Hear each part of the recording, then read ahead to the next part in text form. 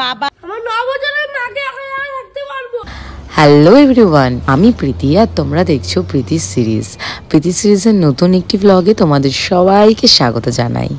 আজকে বেরিয়ে পড়েছি একটু বেরোর উদ্দেশ্যে। বেরো বলা ভুল হবে, আমি যাচ্ছি আমার ঠাকুমা বাড়ি, মানে আমার বাবার মাসির বাড়ি। রাস্তায় যেতে যেতে এত সুন্দর নাজারা দেখতে দেখতে ফাইনালি এই মৃদু রোদের হাওয়া খেতে খেতে পৌঁছে গেলাম বর্ধমান। রাস্তা পুরো ফাঁকা, জিটি রোডের এই যে জিনিসগুলো দেখতে দেখতে জানলার ধারে সিটটা কিন্তু সবার সেই ছোটবেলার স্মৃতিগুলোকে মনে করিয়ে দেয়। যাই হোক, নবঘাটে পৌঁছে একটা টোটো ধরে নিলাম আর বেরিয়ে পড়লাম ঠাকুমা বাড়ির উদ্দেশ্যে। রাস্তাগুলো দেখো কত সুন্দর, আর এটা হচ্ছে পুলের নিচ দিয়ে আমি এখন যাচ্ছি আমার ঠাকুমা বাড়ি। সেই পুরনো জায়গা, সেই পুরনো একটি ছোঁয়া। জানো তো কি হয়েছিল, মাধ্যমিকের সময় লকডাউন পড়ে গেছিল, আর লকডাউনে এই ঠাকুমা বাড়িতে বেড়াতে এসে টানা 3 মাস আমাকে এইখানে কাটাতে হয়েছে। তাই এখানকার মানুষগুলো আমাকে সত্যি অনেক ভালোবাসে। রাস্তায় হেঁটে হেঁটে যাওয়ার সময় কাকার সাথে দেখা হয়ে গেল।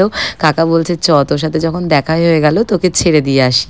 আর এই যে পৌঁছে গেলাম ঠাকুমা বাড়ি, দেখো দুটো বুনু আমার কি সুন্দর আমাকে দেখে দৌড়ে চলে এসছে। কতদিন পর দেখা। আর এটা হচ্ছে আমার কাকি। এই বাড়ির প্রত্যেকটা মানুষ আমার কাছে অনেকটাই আপন। তো চলো এবার সবার সাথে তোমাদের দেখা করিয়ে দিই। পরেশটি বলে কি সব বলছে আমাকে। আর এখানকার সব থেকে আকর্ষণীয় জিনিস হচ্ছে আমার এই ছোট্ট ভাই।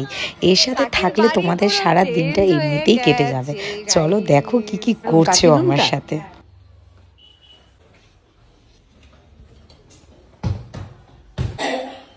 তোদের রুমে আয়না নাই না?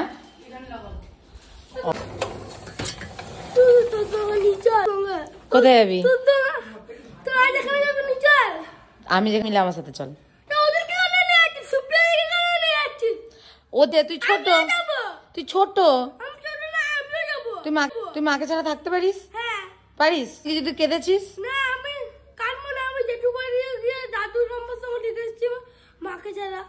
তাই? আচ্ছা, তাহলে দেখ ওখান থেকে কাঁদবি না তো? ঠিক আছে চল। পুকুরেও জলে ডুবে গেছিল। কি করে? ঘুড়ি?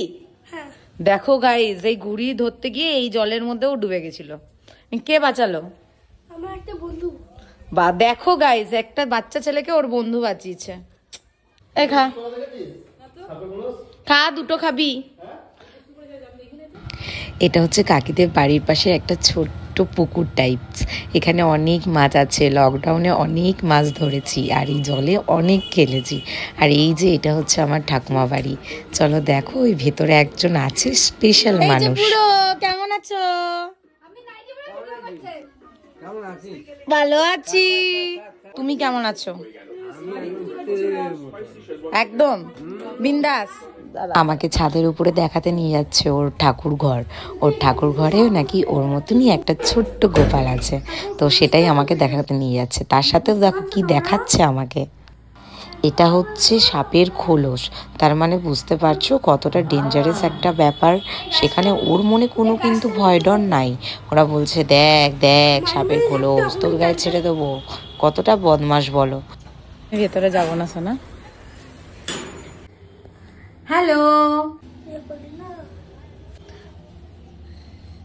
আমি কুড়িয়ে পেয়েছিলাম। কোথা থেকে? মাঠ থেকে কুড়িয়ে পেয়েছিলিস? মাঠে খেলছিলাম, কুড়িয়ে পেয়েছি। জন্মাষ্টমীর দিনে বড় কুড়িয়ে। একটু নেচে দেখা।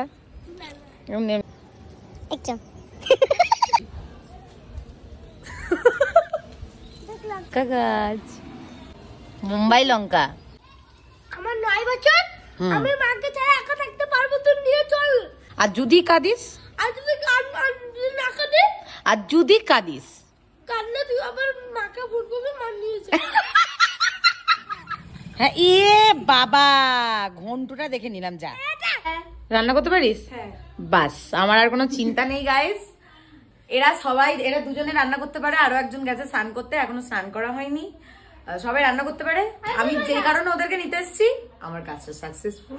Durgapur hip hip. সবাই রেডি হয়ে গেছি। সবাই মানে কাকি রান্না করেছে তাড়াতাড়ি করে। দেখো সবাই আমরা খেতে বসে। চুনো মাছের চচ্চড়ি, ডিমের পোচ, তারপরে হচ্ছে কি বেগুন ভাজা, পটল ভাজা, ভাত।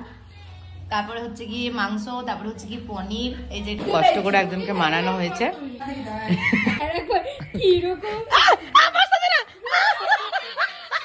তুই এরকম মারকুটে কেন রে?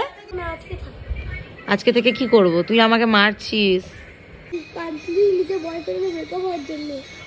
ব্রেকআপ মানে কি তুই জানিস? ওর এই দুষ্টু মিষ্টি কথাগুলো শুনতে সত্যি খুবই ভালো লাগে। এখনো অনেক মজা, অনেক হাসি বাকি। পুরো ভিডিওটা করতে গেলে ভিডিওটা অনেক লং হয়ে যেত, তাই আমি পার্ট 1 পার্ট 2 করে তোমাদের কাছে ভিডিওগুলো শেয়ার করব। আজকের ভিডিও এইটুকুনি, বাকি পার্টস দেখতে হলে কিন্তু আমার চ্যানেলটা অবশ্যই সাবস্ক্রাইব করতে হবে। ততক্ষণের জন্য টাটা।